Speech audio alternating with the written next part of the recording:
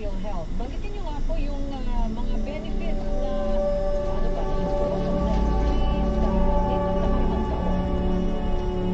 Marami po, Ma'am Shirley, kaya pasagahan natin ang pagdilis. Noong February 14 sa ating 29th anniversary, in-announce po natin 30% increase sa lahat ng mga case rate packages sa PhilHealth. So, halimbawa, ay yung cesarean section, bago yung 30% increase, 19,000 yung sinasagot natin dyan. Yung 30%, naging 24,700.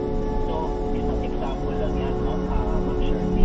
Ngayon, meron tayong mga specific benefit packages tungkol sa mga health condition na high burden of condition. At ito yung mga karaniwan o top claims of the PhilHealth. Halimbawa, yung stroke.